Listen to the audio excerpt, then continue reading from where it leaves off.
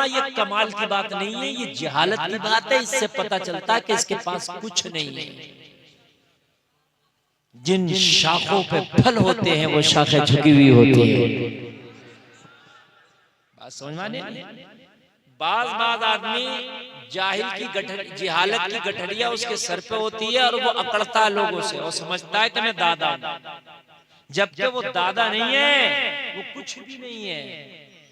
इसलिए कि वो अकड़ रहा है, लेकिन न अल्लाह की नजर में उसकी कोई औकात है, न दुनिया वालों की नजर में कोई औकात है। जाहिरी तौर पर दुनिया वाले उससे कुछ ना कहते हो, मगर पीछे जरूर कहते हैं यार ये आदमी अच्छा नहीं है। पीछे जरूर कहते हैं।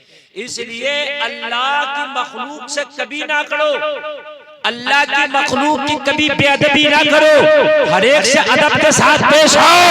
हो सकता है ये अदब तुझे बहुत ऊंचा उठा के ले जाए, बहुत ऊंचा उठा के ले जाए। बहुत से शागिर्द भी ऐसे होते हैं अपने उस्तादों से अकड़ते हैं, उस्तादों से लड़ते हैं, उस्तादों की बदतमीजी करते हैं। वो अगर 10 साल भी पढ़ते हैं, चाहे वो स्कूल में पढ़े या मदरसे में पढ़े या कॉलेज में पढ़े, वो बेअदबी जरूर करते हैं, उस वक्त दादागिरी जरूर दिखाते हैं। लेकिन जब वो स्कूल और कॉलेज से निकलते हैं तो कोरे गए थे कोरे निकलते हैं, कुछ लेके नहीं निकलते। लोगों अपने सीनों को इल्म से भर के वही निकलते हैं जो उस्तादों का अदब करते हैं, और जब वो अदब करते हैं तो अल्लाह उन्हें इस काबिल बना देता है कि फिर जमाना उनका अदब करता है, जमाना उनका अदब करता है। समझ रहे हैं? बहुत से लोगों को अंदर ये आदत है कि वो मौलवियों को भी बदतमीज बोल देते हैं। वो सोचते हैं मौलवी हमारा क्या करेगा, मौलवी तो तेरा कुछ नहीं करेगा मगर अल्लाह तेरा बहुत कुछ कर लेगा। बात समझ रहे? बहुत से लोग ऐसे इमामों को बदतमीज बोल देते हैं, बहुत से लोग ऐसे कि वलियों तक को बदतमीज बोल देते हैं, बहुत से लोग ऐसे बुजुर्गों को बदतमीज बोल देते हैं, बहुत से लोग ऐसे हैं कि मोहल्ले में या बस्ती के लोगों को बदतमीज बोल देते हैं। अगर थोड़ी सी उनके पास पावर है तो वो पावर के नशे में बदतमीज बोल देते हैं। मगर लोगों तुम्हें पता नहीं है इनकी ये बदतमीज बोलना भी मैदान महशर में इन्हें बहुत महंगा पड़ेगा। क्या पता जिसको तुमने बदतमीज बोला, किसी गरीब का तुमने दिल दुखाया, उसके दिल से आह निकल गई और वो आह बाबे इजाबत से टकरा गई। अल्लाह की कसम तुम तबाह होकर रह जाओगे, तबाह। किसी की आह कभी ना लिया, किसी की आह कभी ना लिया। आहें बहुत खतरनाक होती हैं। गरीबों के दिल के जो धुएं होते हैं ना, खुदा की कसम वो अमीरों के नशेमन को तबाह बर्बाद कर देते हैं, उनकी कोठियों में आग लगा देते हैं। इसलिए किसी के दिल को ना दुखाओ, किसी के दिल को तकलीफ ना पहुंचाओ, किसी की बद्दुआ लेने की कोशिश ना करना। अल्लाह ने अगर ताकत दी है तो उस ताकत को मजलूमों की आस बनाना, गरीबों की मदद में इस्तेमाल करना, कमजोरों की मदद करने में इस्तेमाल करना, कमजोरों को दबाने में कभी इस्तेमाल ना करना। समझ रहे हैं? एक अल्लाह वाला, अरे भाई इधर खामोश हो जाओ यार, आप लोग खामोश हो जाएं। देखो अगर आप खामोश नहीं होंगे ना तो फिर तकरीर कैसे हो पाएगी। इसलिए कि जो तकरीर चल रही है मैं बड़ी मेहनत से कर रहा हूँ, मैं मेरा बिल्कुल साथ नहीं दे रहा, तो आप लोग कम से कम मेरा साथ दो ताकि मैं आपको सुना सकूं। मुझे ऐसा लग रहा है कि जो मैं तकरीर कर रहा हूँ, ऐसा लग ही नहीं रहा है कि यार मैं जो तकरीर आज कर रहा हूँ तो वो उन लोगों में कर रहा हूँ कि जो लोग तकरीर सुनने आते हैं। ऐसा लग रहा है कि तकरीर हो रही है कहीं मेले में मैं चला गया हूँ। मेले में होता है जिसका जो चीज चाहता वो करता है। लोगों ये मेला नहीं, मदीने वाले मुस्तफा की महफिल, ये मेला नहीं है। और नौजवान इधर को दांत फाड़ लो, इधर देखो, इधर दांत काय को फाड़ लो, अजीब मसला है। ये कोई मेला नहीं है, मुस्तफा की महफिल। एक अल्लाह वाला निकला, अल्लाह अल्लाह करता हुआ जा रहा है, उधर से एक जोड़ा आ रहा, जोड़ा कपल जानते हो, दूसरे एक दूसरे मोहब्बत करने वाला, वो जोड़ा आ रहा। अजीब नशे में चूर है ये कपल। इस अल्लाह के वली के कदमों से गुबार उठा और इस कपल के कपड़ों पे जाके लग गया। लड़की ने शिकायत की अपने महबूब से, ये कौन दीवाना है, ये कौन बूढ़ा है, ये कौन पागल है, इसके उठे हुए गुबार से मेरे कपड़े गंदे हो गए। वो नशे में चूर था, उसने हाथ उठाया, अल्लाह वाले को एक थप्पड़ रसीद कर दिया। अल्लाह वाले की शान कुछ नहीं कहा उसने, थप्पड़ खाया, आगे निकल गया।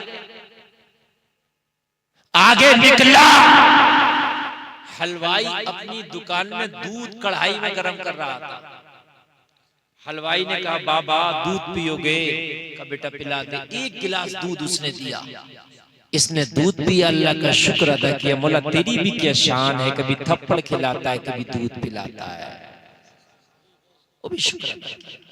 ये दूध पी के इधर से वापस आ रहा था, उधर से वो कपल फिर आ रहा था, मगर शान ये है कि ये अल्लाह वाला दूध पी के आ रहा था, दिल मुतमईन था। वो कपल आ रहा था जिसने चांटा मारा था, वो अजीब इत्तेफाक हुआ, ठोकर लगी, गिरा, वो हाथी टूट गया, अल्लाह से ज्यादा पावर किसी की नहीं है। अल्लाह फरमाता वला तमशी फिल अर्दी मरहा, जमीन में अकड़ के ना चलो। अल्लाह फरमाता तुम्हारी औकात क्या है, तुम एक नापाक कतरे से पैदा किए गए, जो पीठ से निकलता है मर्द, वो नापाक कतरा अगर कपड़े पे लग जाए तो नमाज ना हो। उस नापाक कतरे से अल्लाह ने हम सबको पैदा किया, ये हमारी औकात है। और अल्लाह फरमा रहा है कि तुम अपने हुस्नों पे, अपनी जवानियों पे, अपनी खूबसूरतियों पे नाज कर रहे हो, उस पे नाज ना करो। सुम्मा रददनाहु अस्फला साफिलीन, में फिर नीचे की तरफ तुम्हें भेज दूंगा, नीचे की तरफ लौटा दूंगा। अगर जवानी है तो बुढ़ापा आएगा, अगर हुस्न है तो कब्र में तेरी गालों की गोश्त को मिट्टी खा जाएगा। वो भी तो वक्त आएगा ना, जवानी है तो बुढ़ापा भी आएगा कि नहीं आएगा। ये जो तेरा हुस्न है, इसको कब्र के कीड़े भी खा जाएंगे कि नहीं खा जाएंगे। तो नशा गुरूर किस बात का, तकब्बुर किस बात का। लोगों इसका हाथ टूटा हुआ है, हाथ टूटा हुआ देखा, अल्लाह वाले ने कहा क्या हो गया, ये कपल इस अल्लाह वाले के कदमों पे गिर गया, हुजूर माफ कर दे, जिस हाथ से मैंने थप्पड़ मारा था वो हाथ ही टूट गया, मुझे माफ कर दे, पता नहीं आपकी बददुआ तो नहीं लग गई। अल्लाह वाले ने कहा, वो लड़की माफी मांग रही थी, कहने लगे चुप जा, तेरा बीच में बोलने का मामला नहीं है, ये मामला महबूबों का है। लड़की बोली क्या हुआ? अल्लाह वाले ने कहा मेरे पैर से गुबार उठा, तेरे महबूब को गुस्सा आया, उसने थप्पड़ मार दिया, और जब मेरे महबूब खुदा को जलाल आया, उसने हाथ ही तोड़ दिया। नारे तकबीर, नारे रिसालत, मसलके आला हजरत, फैज़ाने सरकारे मदीना, फैज़ाने गौसे आज़म, वाह जिंदाबाद। ये तो मामला चाहत का है।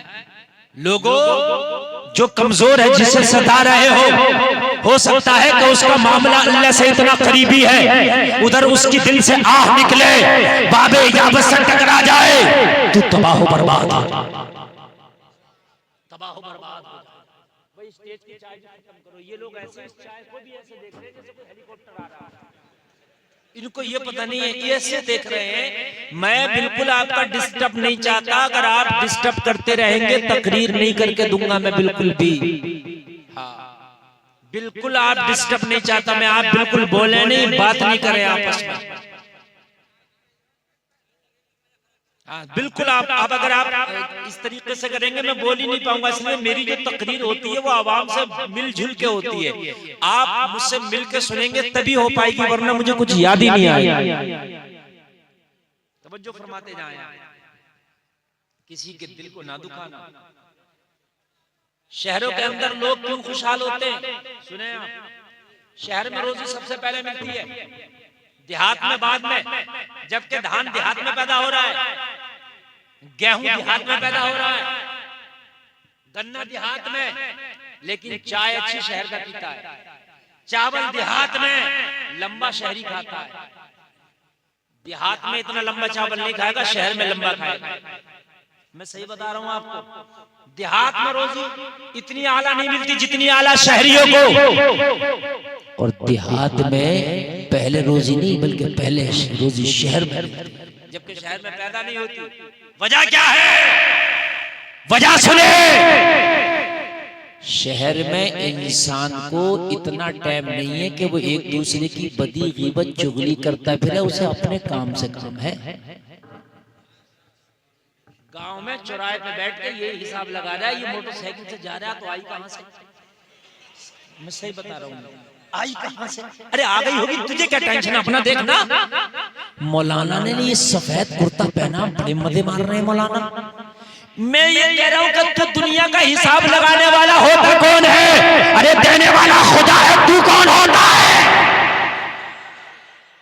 शहर में मतलब नहीं है, न शहर की औरतों को न शहर के मर्दों को। वो अगर मजदूरी भी करने जा रहा, दिन भर रक्षा चला के शाम को अपने बच्चों में आके खाना खाकर सो जाए। समझ रहे हैं आप? शहर में बुराइयां जरूर है मगर उससे ज्यादा अच्छे काम भी होते हैं। समझ रहे हैं आप? गांव में गुंडई, दबंगई, दहशतगर्दी, चौधराहट, नंबरदारी सब में चलती है। शहर में नहीं है इतना टाइम किसी को। समझ लें आप? नहीं है इतना टाइम। इसलिए लोगों, शहर के अंदर मामले ये है कि सुकून ज्यादा रहेगा। और कान खोल के सुन लीजिए, दूसरे की बुराई और गीबत करने से आदमी अपनी रोजी को कम करता है। आप किसी की गीबत और चुगली और बुराई करके किसी की रोजी को रोक नहीं सकते। अगर अल्लाह ने किसी को करोड़पति बना दिया, तू हसद कर, हसद करके मर जा, मर के जल जा, जल के तबाह हो जा, बर्बाद हो जा। तेरे हसद करने से अल्लाह उसकी रोजी में कमी नहीं करेगा। गांव में हसद बहुत ज्यादा, शहर में नहीं है भाइयों। आप शहर में देखना 5 मंजिल बिल्डिंग बनी हुई है, बराबर में झोपड़ी होगी, और वो झोपड़ी वाला 5 मंजिल बिल्डिंग वाला बहुत अच्छे से मिलते होंगे। गांव के अंदर ये अगर किसी ने बना लिया अच्छा मकान, तो पूरा मोहल्ला तो उससे खार खा ही रहा। कम से कम क्यों बना लिया? हकीकत बता रहा हूं मैं, बड़ा मसला है भाई।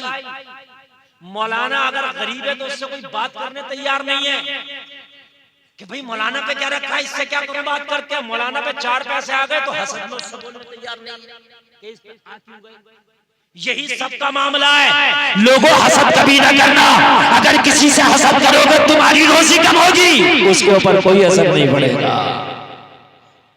कभी हसद ना करना, रश करना, रश, हसद नहीं, रश।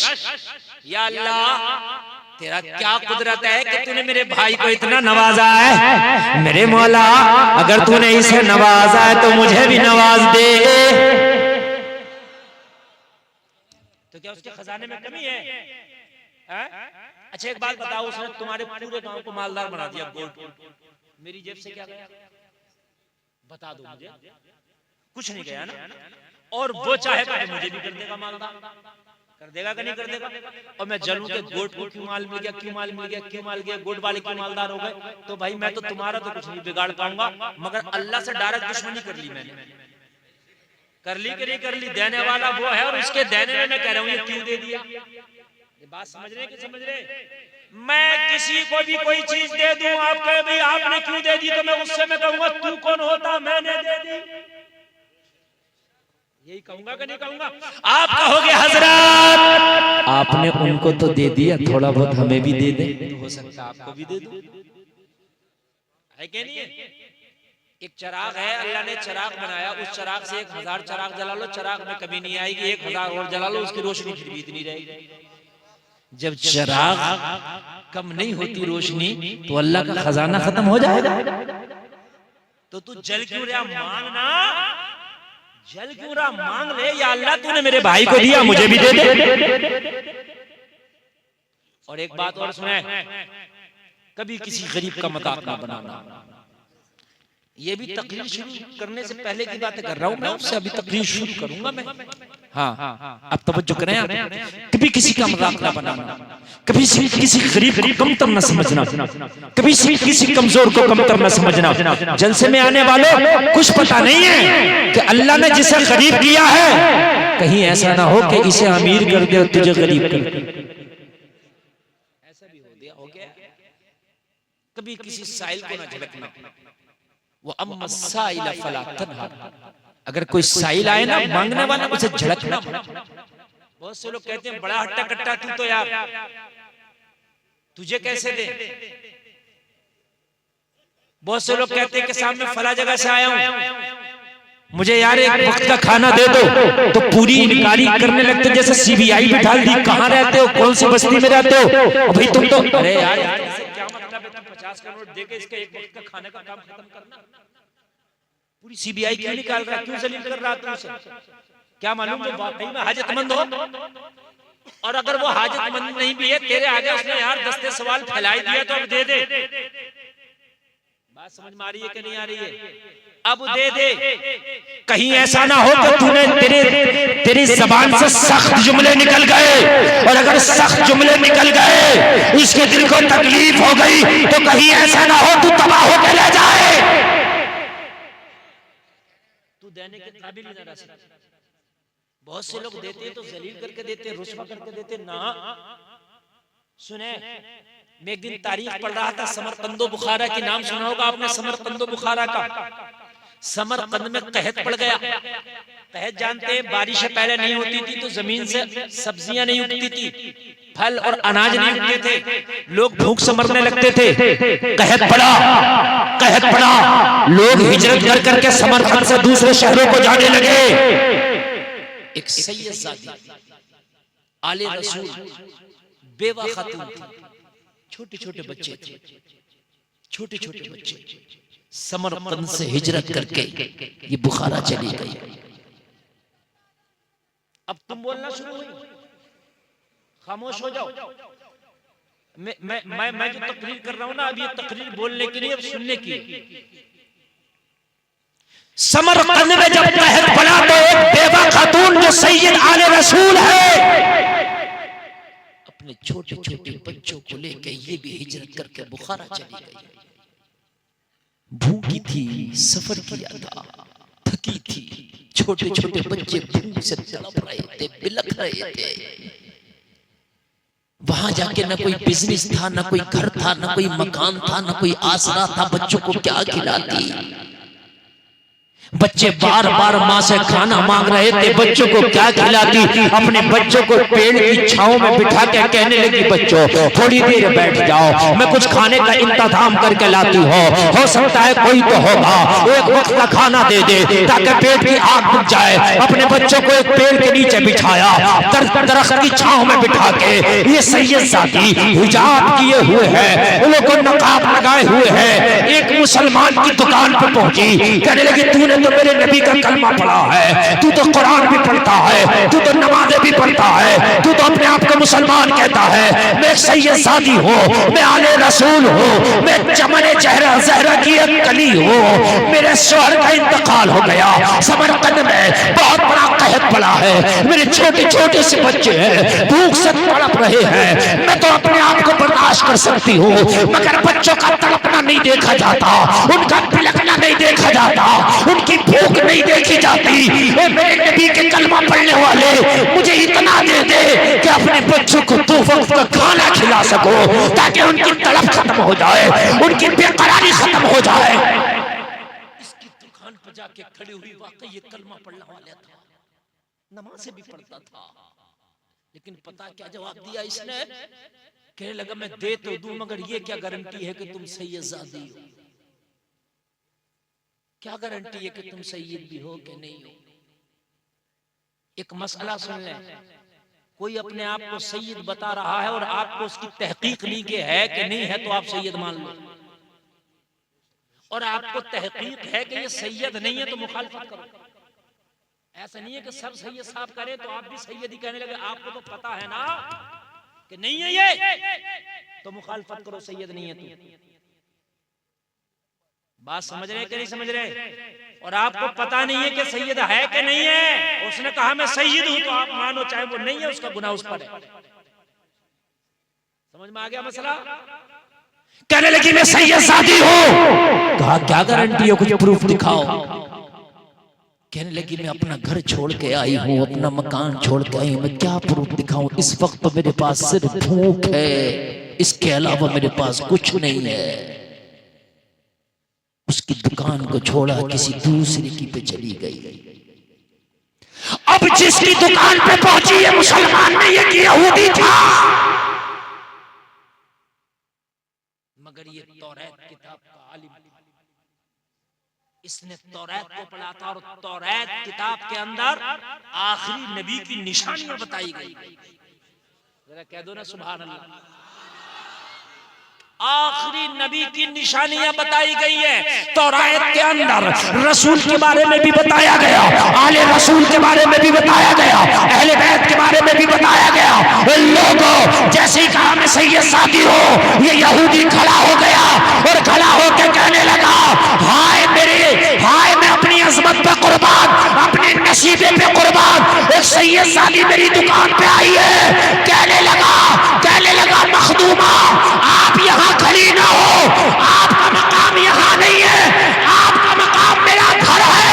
अपने बच्चों को लो मेरे घर में चलो, मेरे घर में मेहमान बन जाओ। मेरे घर में मेहमान बन जाओ।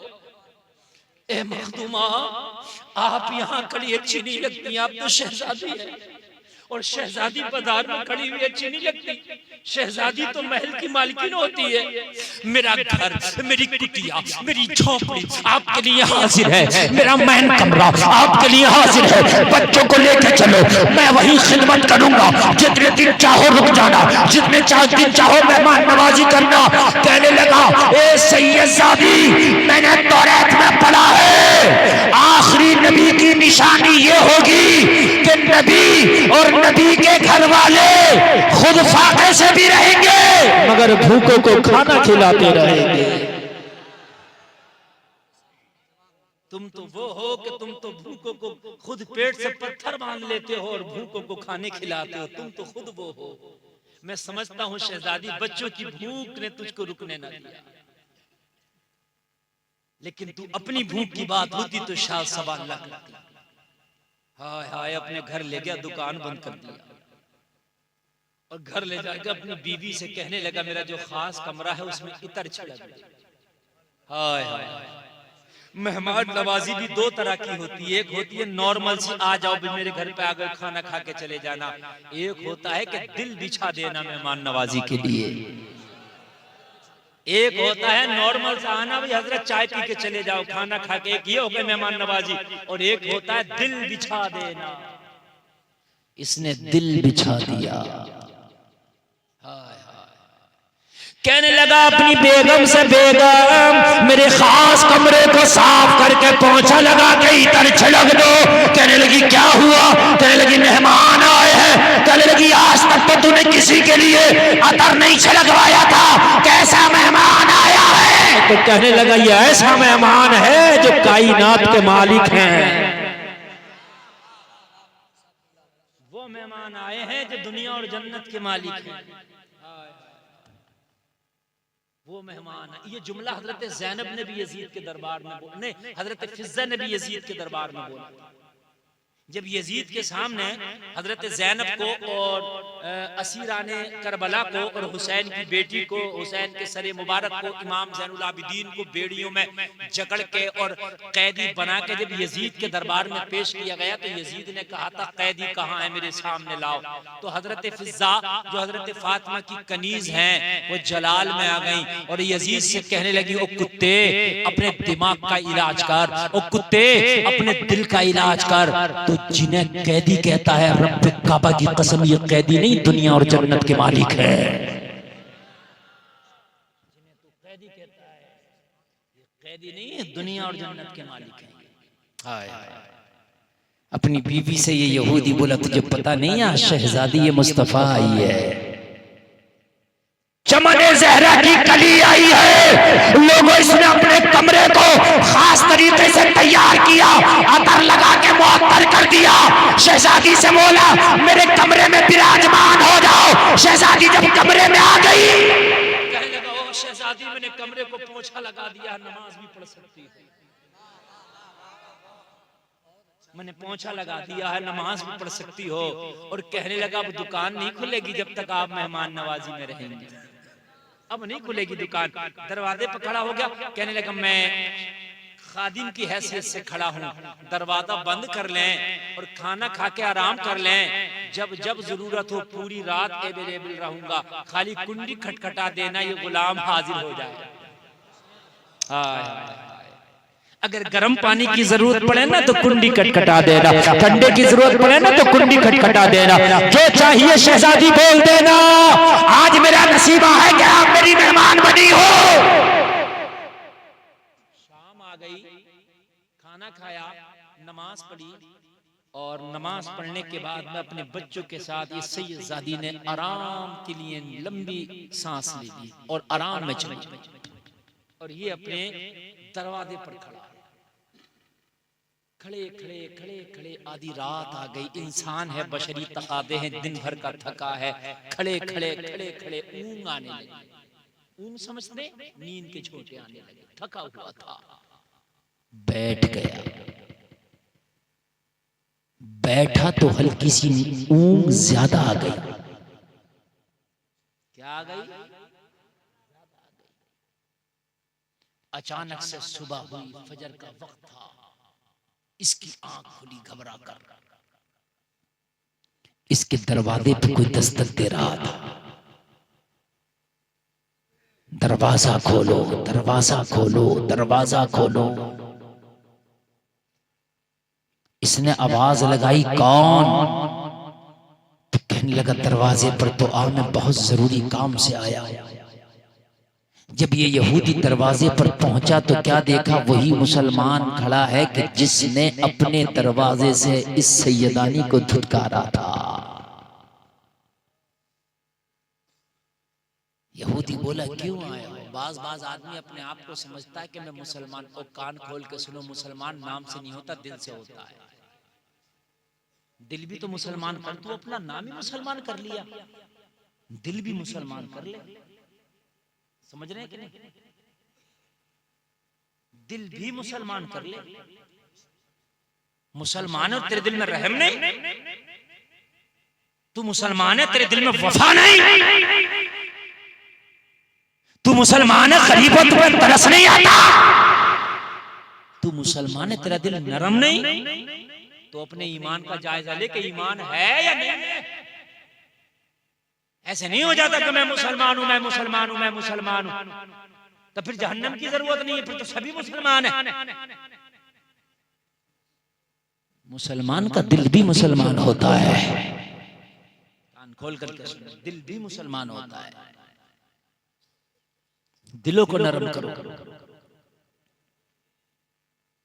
कहने लगा, उस यहूदी से मैं रात भर नहीं सोया, बिस्तर पे करवट लेता रहा। मैं रात भर जाग के आया हूं, सुबह का इंतजार कर रहा था। रात में नहीं आया कि तुझे डिस्टर्ब होगा, इसलिए फजर का वक्त हो गया तब आया हूं। इस यहूदी ने कहा, सुन, अगर कोई कारोबार की मैटर में आया, लेन देन की मैटर में आया है, तो 2-4 दिन तो इधर आइयो मत। क्यों? कहने लगा, मेरे घर कोई मेहमान आया है। मैंने जब तक अब दुकान नहीं खोलना, जब तक वो मेहमान मेरे घर पे रहेगा। अब जब तक मैंने दुकान नहीं खोलना, जब तक मेरा मेहमान है। इसने कहा, यार मैं तेरे मेहमान ही से तो मिलने आया हूं, उसी से मुलाकात करना है। इस यहूदी को पता नहीं था कि इसने धुतकार दिया। कहने लगा, तू मेरे मेहमान से मिलना चाहता? हाँ। अपने मेहमान से इजाजत ले ले। अगर वो मेहमान इजाजत दे दे तो मैं उसकी बारगाह में जानू अदब तय करके कुछ कहना चाहता हूं। यहूदी ने जाके उस सैयदजादी से इजाजत ली। मखदूमा कोई मिलने आया है। इजाजत मिली, ये चौखट पे आके खड़ा हो गया। दरवाजा लगा है, सैयदजादी अंदर है कमरे के, और ये बाहर खड़े होकर रो रहा है। ज़ारो कतार रो रहा है, हिचकियां बन गई। अंदर से आवाज आई, कुछ बोलेगा भी कि रोता रहे। कहने लगा, अपनी खताओं पे नादिम, अपनी बेबसी पे नादिम, अपनी नाकामी पे शर्मिंदा हो सके तो शहजादी मुझे माफ कर देना। क्या हुआ बता दो। कहने लगा, मैं वही इंसान हूं जो